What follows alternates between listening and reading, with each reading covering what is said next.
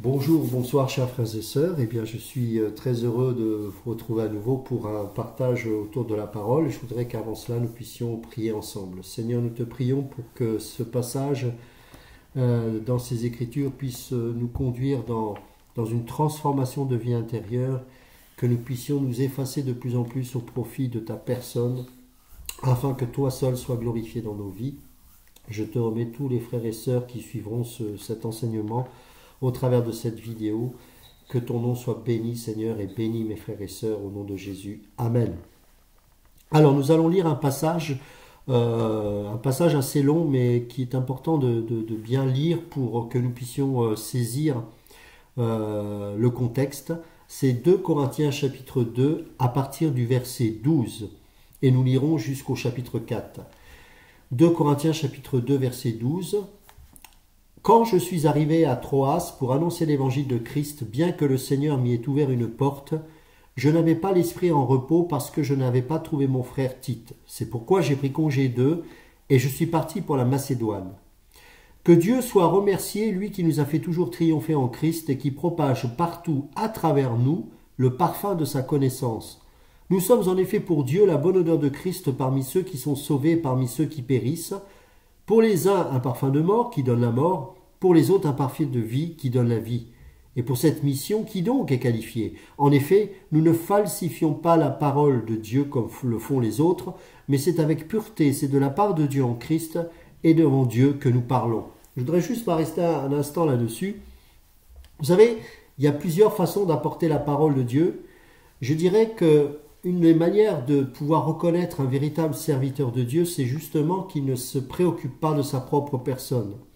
Et pourquoi Paul, dans un premier temps, pourrait sembler, si on a un regard charnel sur Paul, orgueilleux, alors que non seulement il ne l'était pas, mais il était vraiment quelqu'un de humble devant Dieu, c'est qu'il était sûr de ce qu'il était en train de propager comme message.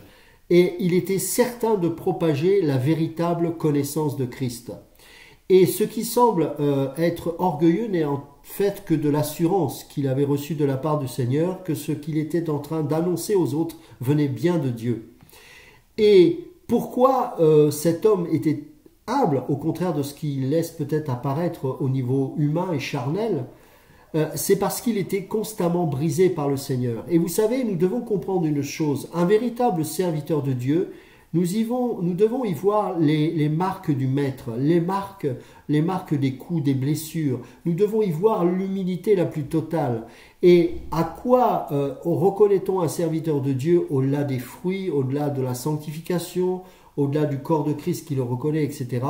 C'est aussi le fait qu'il est constamment brisé, qu'il est constamment humilié. Et vous savez, un envoyé de Dieu ne peut pas être annoncé comme un roi. Un envoyé de Dieu monte sur son âne et pas sur un cheval, à l'image de notre Maître Jésus-Christ qui est venu à Jérusalem monté sur un âne, alors qu'en tant que roi des rois et seigneur de seigneurs, il avait la possibilité de monter sur un cheval. Mes amis, un jour, il viendra sur un cheval, non pas pour manifester la grâce, mais pour le jugement. Rappelez-vous que tous les rois, lorsqu'ils étaient un roi, devaient monter sur un âne. Pourquoi? Parce que les rois étaient censés être au service du peuple et non pas pour les dominer. Bien que connaissant le cœur de l'homme, Dieu avait averti au travers de son prophète que les Israélites qui demandaient un roi devront en subir les conséquences, à savoir que ce roi sera humain et donc les dominera de manière charnelle et humaine. Mais un véritable roi spirituel, et c'est ce que nous sommes aujourd'hui. En quoi nous sommes des rois? En quoi nous sommes des reines? Ce n'est pas pour que nous dominions dans ce monde, c'est pas pour que nous ayons une belle situation, un beau métier. Au contraire, nous serons les balayures du monde. Nous sommes des rois parce que nous sommes détachés de ce monde, parce que nous sommes libérés vis-à-vis de la haine. Nous sommes libres pour pouvoir pardonner. Et d'ailleurs, le pardon, qui est une des marques les plus distinctives du chrétien, nous libère de nous-mêmes, nous libère de la haine. Et en cela, nous régnons sur les temps et les circonstances parce que nous sommes détachés de ces temps et de ces circonstances. Et Paul, véritable serviteur de Dieu, qui, devant les Grecs, avait exprimé enfin, je dirais que les Grecs le rejetaient en grande partie, enfin ceux qui étaient convertis, beaucoup le rejetaient. Pourquoi? Parce qu'ils avaient encore la pensée philosophique grecque, la pensée de ce que Nietzsche nommera plus tard le surhomme, c'est-à-dire que pour eux, un envoyé de Dieu était un demi-dieu, devait être un Zeus, un Mercure, un Jupiter, un Mars, et donc devait avoir les caractéristiques de la force, le caractère impétueux de ces demi-dieux ou de ces dieux de l'Antiquité. Or, Dieu envoie ses enfants, non pas dans une enveloppe charnelle prête à impressionner les foules, mais dans une enveloppe misérable, afin que seule la gloire de Dieu qui habite en eux puisse être manifestée. Et donc, vous reconnaîtrez un véritable serviteur de Dieu au travers de l'humilité, au travers du brisement. Et faites attention à ne pas croire que parce que la personne est belle, parce que la personne est impressionnante, parce qu'elle a soi-disant une onction, parce qu'elle est riche, parce qu'elle impressionne par son éloquence, ou même parce qu'il y a des miracles, que pour autant elle est de Dieu. Non, c'est souvent le contraire. Et faites attention à ne pas passer à côté de serviteurs de Dieu qui, eux, sont humbles, eux, portent peut-être les stigmates de Christ, peut-être sont même dans un corps chétif et malade, mais qui portent véritablement la gloire de Dieu. Et l'humilité nous produit l'assurance que ce que nous faisons ne vient pas de nous-mêmes, parce que sinon il y aurait quoi de trembler, mais nous vient de Dieu. Et donc ces gens-là, qui sous l'apparence d'une faiblesse humaine prêchent le Seigneur, ont en même temps cette assurance que ce qu'ils portent véritablement en eux, c'est la gloire de Dieu, parce qu'ils sont dépouillés de leur humanité, dans le sens ils sont faibles, ils n'ont plus de quoi s'appuyer au niveau de leurs ressources humaines, ils sont peut-être même pauvres pour certains, mais ils ont cette assurance que le Seigneur est avec eux. Et si nous n'avons pas le regard spirituel sur ces choses-là, nous prenons le risque de passer à côté des hommes, de femmes de Dieu, mais à côté de Dieu lui-même. Dieu ne se montre pas dans les choses grandiloquentes, et Dieu se montre au travers de choses qui paraissent d'un point de vue humain futiles, mais qui aux yeux de l'esprit sont essentielles. L'homme ne vivra pas de pain seulement, mais l'homme ne vivra pas non plus d'apparence, mais il vivra de tout ce qui concerne Dieu dans la vie d'un vase de terre, un vase de terre que nous sommes, des gens qui peuvent paraître méprisables et qui sont méprisés, mais qui portent en eux l'espérance de gloire qu'est Jésus-Christ. Mes amis, ne soyez pas découragés si vous êtes méprisés, parce que vous savez qu'au plus profond de votre être, vous portez véritablement en vous la gloire de Dieu, parce que justement le Seigneur vous brise au point où vous ne pouvez pas prendre le risque d'être glorifié par vous-même, vous n'en avez même plus la capacité, puisque tout ce qui pourrait vous attacher d'une manière charnelle vous a été ôté, tout ce qui pourrait devenir une pierre d'achoppement est en train d'être brisé, parce que vous ne pourrez plus vous appuyer peut-être sur ce qui faisait votre éloquence, votre intelligence avant votre conversion, parce que Dieu, au travers d'une épreuve, au travers peut-être d'une maladie, au travers de différentes circonstances, eh bien vous êtes totalement maintenant devenu dépendant de Dieu. Et bien là, vous pouvez dire Amen, ça c'est un enfant de Dieu, je peux recevoir de lui parce qu'il porte les stigmates de Christ. Vous voyez, ça c'est important. Et surtout dans cette période où nous sommes dans la confusion, où nous pouvons nous laisser impressionner par l'éloquence, par la grandiloquence. Eh bien, non, nous avons les yeux de l'esprit et nous ne nous laissons pas piéger par les choses charnelles. Rappelez-vous l'enseignement que j'avais fait il y a quelques années ça sur le tabernacle. Le tabernacle, de manière visible, de l'extérieur, n'était pas beau. Le tapis qui couvrait le lieu saint et le lieu très saint, le tapis extérieur était le tapis le moins beau. Le plus beau était à l'intérieur. Il fallait aller à l'intérieur du lieu saint et du lieu très saint pour constater que à l'intérieur il y avait le dernier tapis qui était le plus beau, qui ne pouvait se voir que lorsqu'on y pénétrait à l'intérieur. Mais à l'extérieur, eh ben, on y voyait quoi? On n'y voyait que ce qui symbolisait l'humanité de Christ, c'est-à-dire une peau neutre, une peau qui n'avait pas une apparence glorieuse. Et c'est Ésaïe 53 qui nous montre que Jésus n'avait aucune apparence glorieuse humaine. On pouvait facilement passer à côté de lui, et pourtant c'était le roi des rois et le seigneur des seigneurs. Donc on continue, mais vous voyez, c'est important de comprendre, et c'est, vous voyez, dans cette épître de Paul, il y a l'intelligence de Paul. C'est extraordinaire comment il avait une intelligence renouvelée et qu'il était suffisamment subtil pour utiliser une circonstance anodine qui est tout simplement une lettre de recommandation, on le dira plus tard, pour nous amener à la lettre de l'Esprit, à la lettre de Christ. Donc c'est vraiment intelligent, et le Maître aussi, Jésus, opérait souvent de cette manière. Alors, on continue la lecture. Donc 2 Corinthiens chapitre 2. En effet, verset 17, nous ne falsifions pas la parole de Dieu comme le font les autres, mais c'est avec pureté, parce qu'ils n'ont pas d'intérêt personnel à prêcher cette parole. Et Paul dira qu'il a considéré toutes ces choses comme de la boue.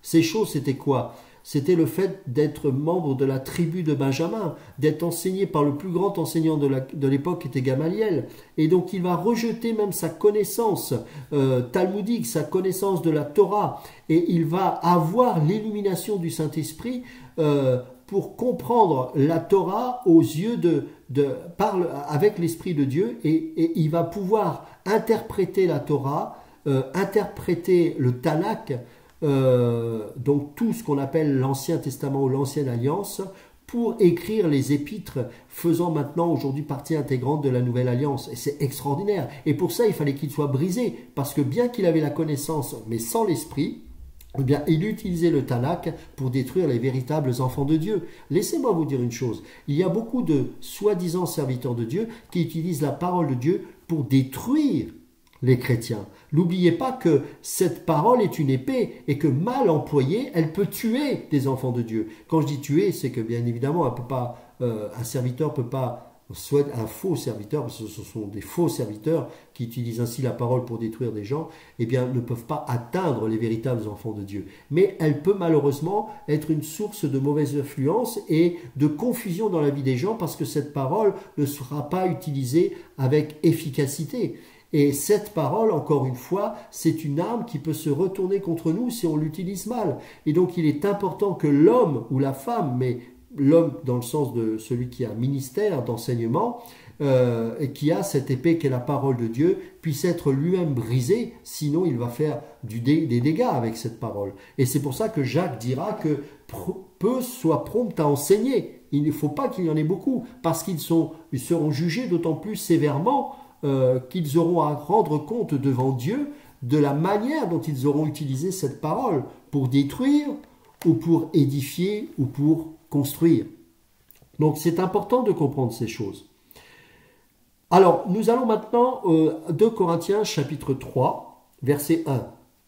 Commençons-nous de nouveau à nous recommander nous-mêmes, voyez? Ou avons-nous besoin, comme certains, de lettres de recommandation pour vous ou alors de votre part? Et oui, parce que certains, vous savez, il était normal, et encore aujourd'hui ça doit être ainsi, lorsque des frères, des pasteurs, des apôtres, etc. viennent dans d'autres assemblées, elles doivent être recommandées de la part des églises qui connaissent ces églises vers qui elles envoient ces hommes-là, afin que l'homme qui va partager la parole puisse être reconnu en tant que tel, et que cela puisse produire l'assurance dans le cœur des brebis qui vont écouter que cet homme est bien dans le corps de Christ, qu'il est bien mandaté et qu'il a bien reçu l'approbation des brebis qui viennent de cette église d'où il a été mandaté. Voilà, donc ça c'est important de comprendre cela.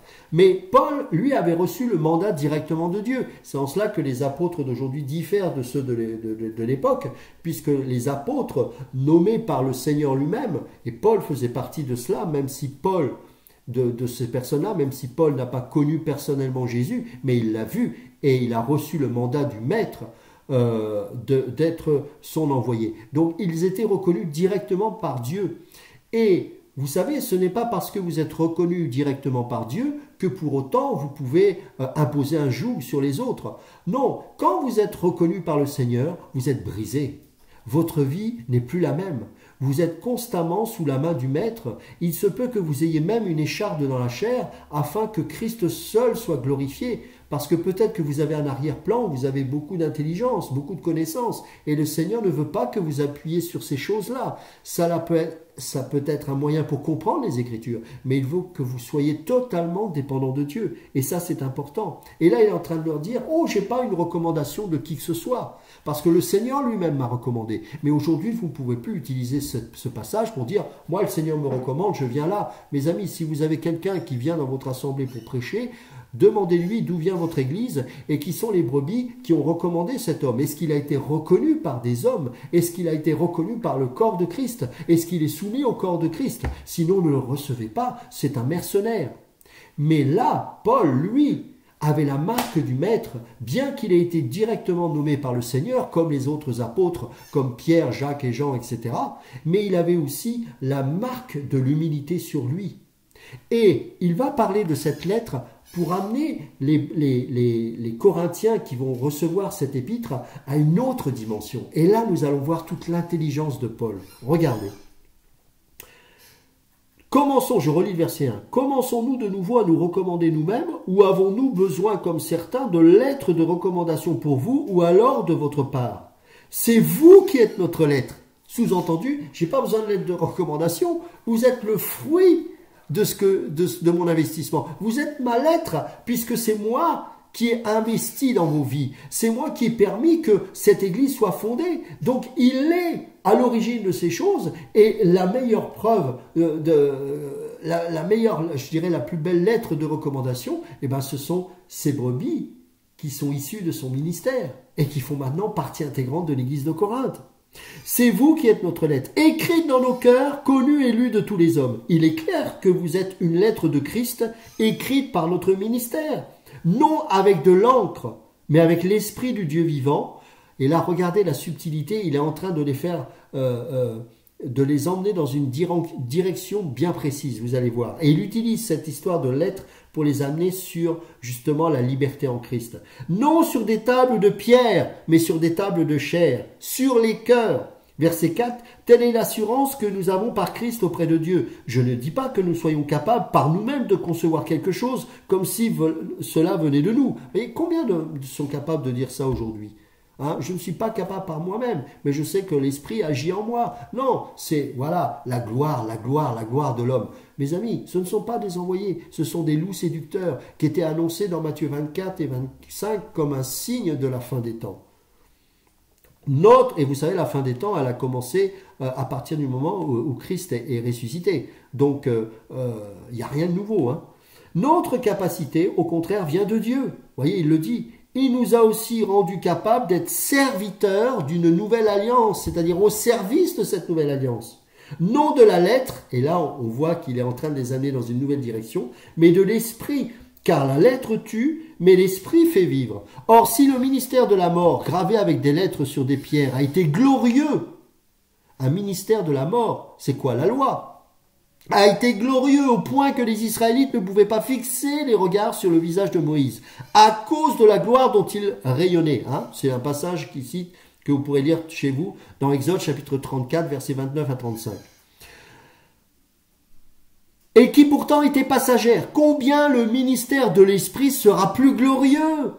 En effet, si le ministère de la condamnation a été glorieux, oui, parce que la loi est là pour condamner. Et je suis vraiment triste. Vous savez, les gens qui sont sous la loi sont des gens orgueilleux parce que ils pensent pouvoir répondre aux exigences de la loi alors que la loi est en train de montrer que personne ne peut y répondre à ces exigences. C'est bien pour ça qu'il a fallu que le Seigneur accomplisse cette loi pour qu'elle devienne abolie dans le sens où désormais la loi de l'esprit de vie est dans mon cœur. Cette loi qui était impossible à vivre est devenue par l'Esprit de Dieu quelque chose de vivant. Parce que Christ l'a accompli totalement et lorsqu'il a envoyé l'Esprit, que nous avons été régénérés par l'Esprit Saint, nous avons désormais la capacité de répondre non pas aux exigences de la loi, mais aux exigences de l'Esprit. Parce que les commandements sont devenus non plus pénibles, mais parce qu'elles sont elles sont imprégnées de l'amour de Dieu en nous, nous pouvons y répondre favorablement. La loi de l'esprit de vie, cette vie qui est désormais en nous, cette vie, l'amour de Dieu est répandu dans nos cœurs par le Saint-Esprit, nous dit la parole. Et donc, cet esprit qui est en nous, l'esprit de Dieu, le Saint-Esprit, et qui est là et qui nous permet que nous puissions y répondre aujourd'hui aux exigences de Dieu, ce n'est plus sous la lettre, ce n'est plus sous la loi, ce n'est plus sur une lettre écrite sur une table de pierre, car cette lettre-là, qui est gravée à toujours, nous montre que personne humainement ne peut répondre aux exigences de la loi. Et un chrétien qui vous dit, vous ne devez pas manger telle chose, vous devez respecter telle fête, vous devez respecter tel sabbat, etc., c'est pour se remplir le ventre spirituel, mais il n'y a rien de spirituel. C'est l'orgueil de l'homme qui veut répondre aux exigences de la chair, tout comme les pharisiens, aux exigences de la loi, pardon. Comme les pharisiens se vantaient de pouvoir répondre aux exigences de la loi, mais en fait, Jésus a été très très dur envers eux. Et parce qu'ils ne reconnaissaient pas qu'ils étaient pécheurs. Et c'est ce que vous voyez dans beaucoup de serviteurs de Dieu. Ils vous poussent à répondre aux exigences de la loi, etc. Mais en fait, c'est de l'orgueil. Et l'homme qui fait le sabbat, l'homme qui répond aux fêtes, l'homme qui... En fait, tout ça, c'est de l'orgueil. Parce que désormais, nous sommes libres.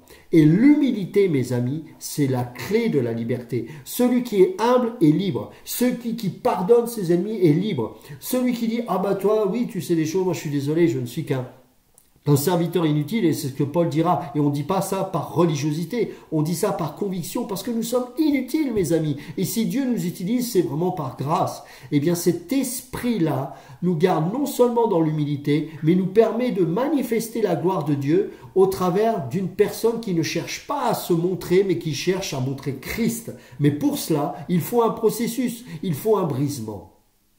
Sans le brisement, il n'y a pas de transformation de vie. Romains 12, 1 et 2. Soyons transformés par le renouvellement de l'intelligence. Soyons transformés par l'Esprit Saint. Ne résistons pas à cela. Humilions-nous sous la puissante main de Dieu afin qu'il nous élève au temps convenable. Toute la parole est imprégnée de cela. Et Paul était imprégné de cette humilité.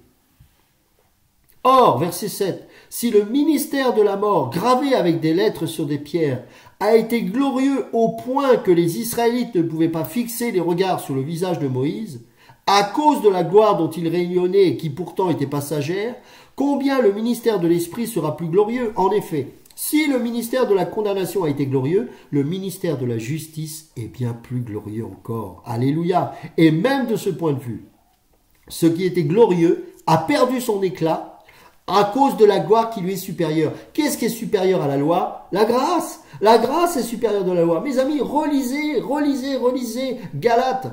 Vous n'êtes pas libres parce que vous voulez répondre aux exigences de la loi. Mais là où est Christ, là où la liberté, pas la liberté de faire de n'importe quoi, mais la liberté d'expérimenter le pardon, l'amour, l'obéissance au Seigneur, au commandement de Dieu. Pourquoi?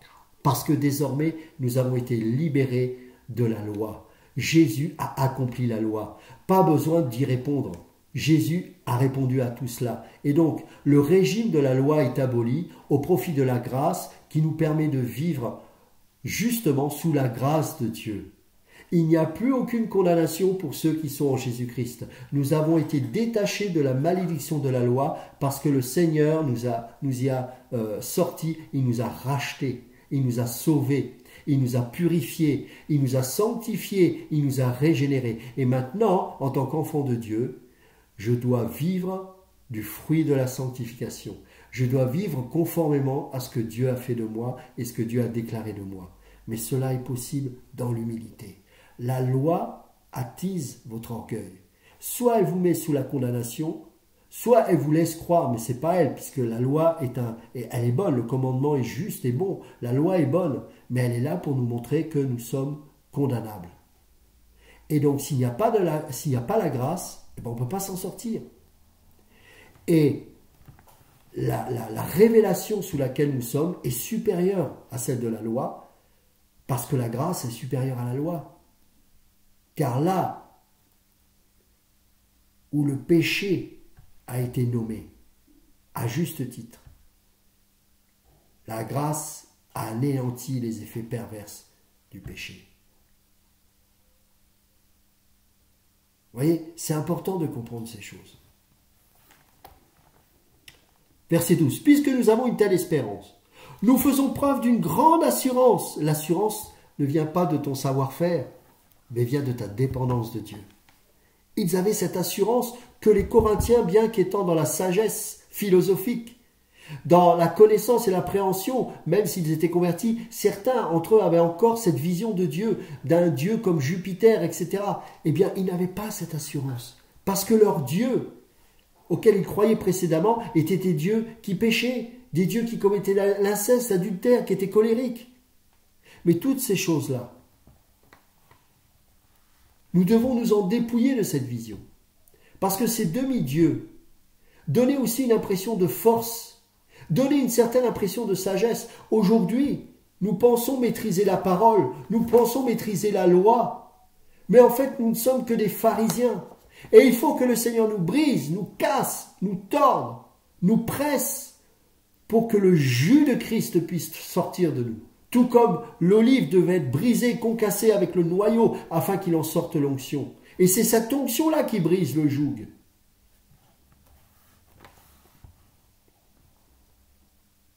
Nous ne faisons pas comme Moïse, qui mettait un voile sur un visage pour que les Israélites ne fixent pas les regards sur la fin d'une réalité passagère. C'était une réalité passagère.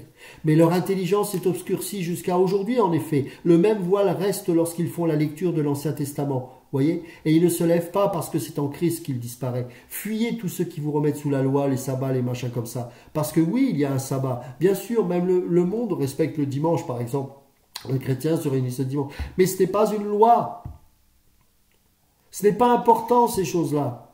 Ça n'a aucune importance. Si vous mettez sous des obligations comme cela, vous ressuscitez la chair qui est là, qui est dormante et qui est prête à agir, et on devient des pharisiens et des orgueilleux parce que sous la loi, on pense que « Ah, t'as vu, j'ai réussi à faire ça. » Oui, mais ça, tu réussis pas à le faire. Donc tais-toi. Reste sous la grâce de Dieu. Mais leur intelligence est obscurcie jusqu'à aujourd'hui. En effet, le même voile reste lorsqu'ils font la lecture de l'Ancien Testament, et ils ne se lèvent pas parce que c'est en Christ qu'il disparaît. C'est en Christ qu'il disparaît ce voile. Ce voile du légalisme, ce voile de la religion. Jusqu'à aujourd'hui, quand les écrits de Moïse sont lus, un voile recouvre leur cœur. Mais lorsque quelqu'un se convertit au Seigneur, le voile est enlevé. Or, le Seigneur, c'est l'Esprit. Et là où est l'Esprit du Seigneur, là est la liberté. Mes amis, quand tu n'as plus d'amertume envers quelqu'un, tu es libre. Sous la loi, celui qui a péché, celui qui a commis adultère doit mourir. Mais là où le péché a abondé, la grâce a surabondé. Aujourd'hui, le pardon, tu pries pour que cette personne puisse se tourner vers Christ et arrêter ces choses-là. Et toi-même, dans le brisement intérieur, dans le travail de l'Esprit de Dieu dans ta vie intérieure, tu laisses le Maître te façonner à son image. Et alors tu es enclin de moins en moins à juger les autres. Mais tu es de plus en plus exigeant vis-à-vis de toi parce que tu vois que « Oh Seigneur, j'ai encore tel péché, j'ai encore telle chose. Seigneur, transforme-moi, purifie-moi. » Ça, c'est l'humilité. Eh bien moi, je préfère être enseigné par un prédicateur comme ça que si c'est quelqu'un qui se dit parfait et qui ne l'est pas parce qu'il est sous la loi et qu'en prêchant la loi, il me met sous la malédiction. Car sous la loi, nous sommes sous la malédiction. Or, le Seigneur, c'est l'Esprit, et là où est l'Esprit du Seigneur, là est la liberté. Nous tous qui sans voile sur le visage contemplons comme dans un miroir la gloire du Seigneur, nous sommes transformés à son image de gloire en gloire par l'Esprit du Seigneur. C'est l'Esprit qui te transforme, c'est pas la loi. La loi te dit tu es coupable, tu as besoin de quelqu'un pour te sauver de cette situation. Ce quelqu'un, c'est Christ, il t'a sorti de là, il t'a envoyé l'Esprit pour que tu sois transformé et libéré de toi-même. Chapitre 4, verset 1. Ainsi donc, puisque par la bonté de Dieu nous avons ce ministère, nous ne perdons pas courage. Nous rejetons les actions honteuses qui se font en secret, nous ne nous conduisons pas avec ruse et nous ne falsifions pas la parole de Dieu. Au contraire, en faisant connaître clairement la vérité, nous nous recommandons à toute conscience d'homme devant Dieu. Pas besoin d'une lettre. Car si ils ont véritablement Christ, ils devraient être capables de reconnaître en eux l'Esprit de Christ qui agit au travers de leur vie. Si notre évangile est encore voilé, il l'est pour ceux qui périssent, pour les incrédules dont le Dieu de ce monde a aveuglé l'intelligence, afin qu'ils ne voient pas briller l'éclat que projette l'évangile de la gloire de Christ qui est l'image de Dieu. Nous ne nous prêchons pas nous-mêmes. Ah, ça c'est important. Combien de prédicateurs parlent d'eux, parlent d'eux, parlent d'eux. Il y a des fois, j'ai envie de dire, mais parle-nous de Christ, arrête de parler de toi. Nous ne nous prêchons pas nous-mêmes, c'est Jésus-Christ le Seigneur que nous prêchons. Et nous nous déclarons vos serviteurs, serviteurs, à cause de Jésus. En effet, le Dieu qui a ordonné que la lumière brille du sein des ténèbres a aussi fait briller sa lumière dans notre cœur pour faire resplendir la connaissance de la gloire de Dieu dans la personne de Jésus-Christ. Nous portons ce trésor dans des vases de terre, afin que cette puissance extraordinaire soit attribuée à Dieu et non à nous. Oh, il a l'onction, ah bon? Est-ce qu'il est brisé? Est-ce qu'il est comme un vase de terre? On passe plus de temps à déclarer le temple du Saint-Esprit que nous sommes qu'à respecter l'Esprit qui est dans ce temple, qui est l'Esprit lui-même, qui est l'Esprit de Dieu lui-même.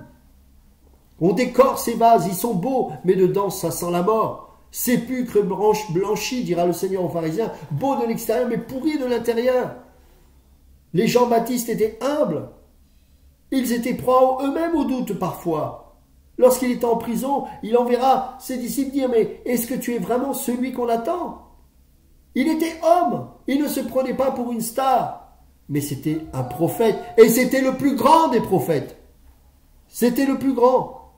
Nous sommes pressés de toutes parts, mais non écrasés, inquiets, mais non désespérés, persécutés, mais non abandonnés, abattus, mais non anéantis. Nous portons toujours avec nous dans notre corps l'agonie du Seigneur Jésus, afin que la vie de Jésus soit manifestée dans notre corps. Vous vous rendez compte? Il porte en eux l'agonie. Et de quelle manière? En effet, nous qui vivons, nous sommes sans cesse livrés à la mort à cause de Jésus, afin que la vie de Jésus soit elle aussi révélée dans notre corps mortel. Ainsi la mort est à l'œuvre en nous et la vie en vous. Mais oui, si nous sommes ainsi, c'est pour vous communiquer la vie.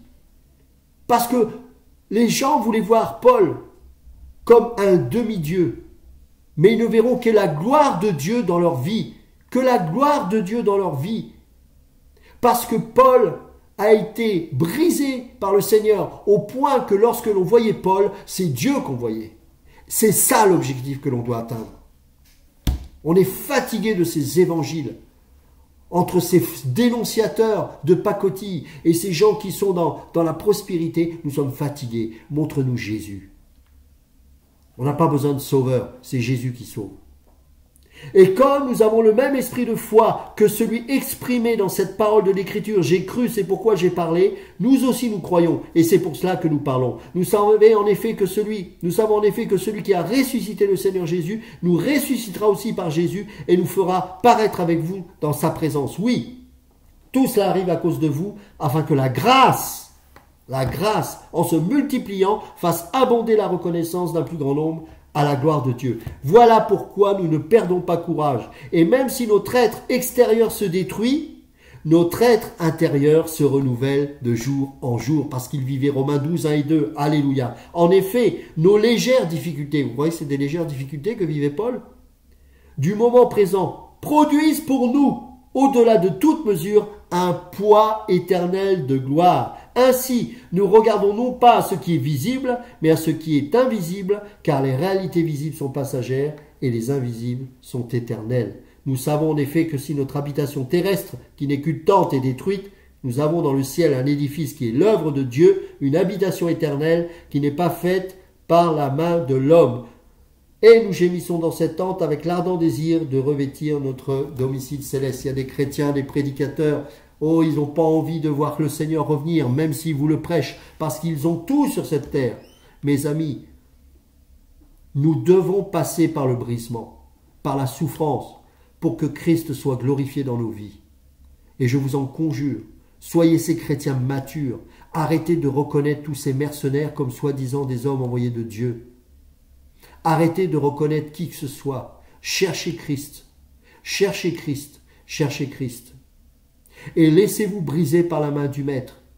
Parce que c'est salutaire pour vos vies. Ainsi, vous n'aurez plus à espérer dans ce monde, mais vous espérerez au ciel en permanence. Vous attendrez la venue du Seigneur. La marque du Maître, c'est le brisement. La marque des prédicateurs, des pasteurs, c'est le brisement. Ce sont des gens qui ne sont pas beaux en apparence, mais qui portent en eux la gloire de Christ. Nous ne sommes que des vases de terre, tous autant que nous sommes. Nous sommes des gens inutiles qui n'ont aucun sens dans cette vie si Christ n'était pas venu manifester sa grâce. Gloire soit rendue au Seigneur pour l'esprit de la grâce qui nous est communiqué. Sortons de ces jougs religieux, sortons de ces règles que nous nous fixons à respecter. Quels cheveux, quel voile je dois porter, quelle longueur de jupe, quelle longueur de pantalon, toutes ces choses-là. Laissons l'Esprit nous communiquer sa vie et laissons-le nous sanctifier. Soyez bénis. À bientôt.